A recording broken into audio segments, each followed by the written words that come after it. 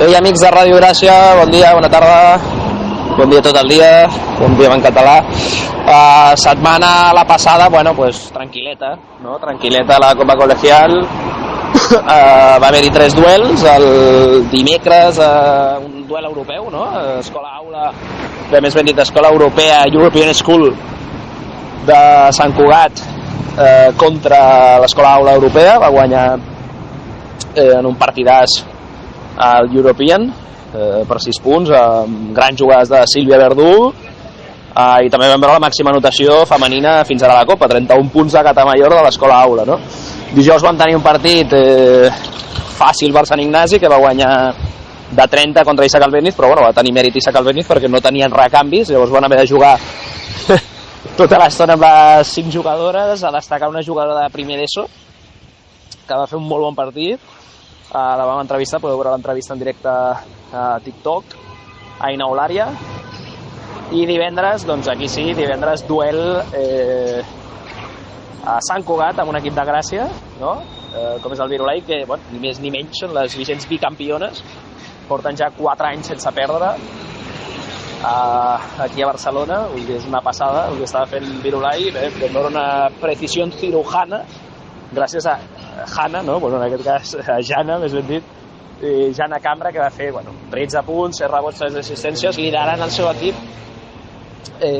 un equip que ja no té jugadores, les 4 millors jugadores que tenien l'any passat, que òbviament feien segon de batxillerat, no? Que eren Laia Esteban, Júlia Gual, Laura Alcoberro i Clàudia Blasco. Òbviament tampoc tenen a Caral Mascor, que va ser l'artífex de la primera Copa Colegial per Virolai, i bé, han començat fortes amb aquest lideratge de Jana Cambra, van guanyar 40-50, va ser un partit ajustat, però bueno, finalment aquest lideratge de la jugadora revelació de l'any passat, no? Doncs bé, ha agafat ha cogido las riendas i Virolai doncs ja està a vuitens de final.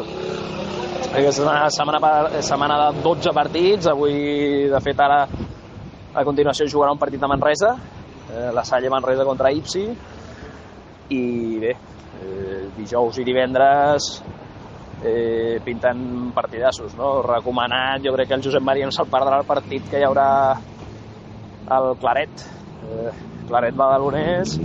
Doncs bé, 2 equips que sempre o pràcticament sempre arriben a les semifinals. De fet, l'any passat Claret va arribar a les semifinals, Badalonès va perdre a quarts, però bé, són 2 clàssics de la competició que no han fallat pràcticament a cap edició des del 2013, i ja jugaran aquest duel de setzents de final, uns setzents de final que fins a dia d'avui van començar, tot i que el sorteig es va fer la setmana passada, van començar aquest dilluns, on van veure un Joviat fort, vull dir, Manresa està molt forta, i Joviat bé, està brillant. Gerard Penós altre cop, ara també amb Marc Rosell, van fer un partit esplèndid contra els vigents els vigents finalistes, el Santa Pau Pifma. Victòria treballada de 12 punts aquest dilluns, i ahir que vam veure doncs, també una escola internacional de Montgat, el Javi Laie, que bé, va demostrar que són molt bons. Òscar Morales, el fill del president del Joventut, Juan Morales, que per cert va tornar a venir a veure el partit del seu fill, doncs va brillar, 20 més 5 més 5, esplèndid. I bé, aquesta setmana, qui vulgui consultar els partits, perquè són molts, i no es poden dir tots, a la pàgina web copacolegial.com/Barcelona, i endavant. Vull dir, a gaudir d'aquest sprint final de setmana, i a destacar que tenim, doncs mira, aquest dijous, demà mateix a la nit, agafo un tren per anar-me'n cap a Salamanca, i allà fem una xerrada amb una jugadora catalana, de fet, una mongatina, com és Sílvia Domínguez,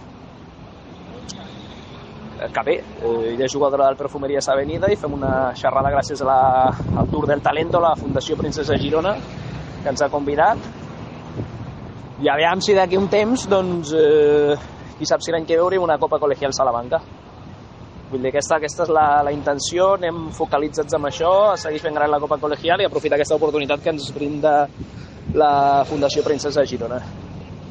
Així que endavant, amics de Ràdio Gràcia, graciencs, gracienques, gràcia d'estimo, com diu el Josep Maria Vigues, i bé, Gràcia Multisports, gràcies, fins la setmana que ve.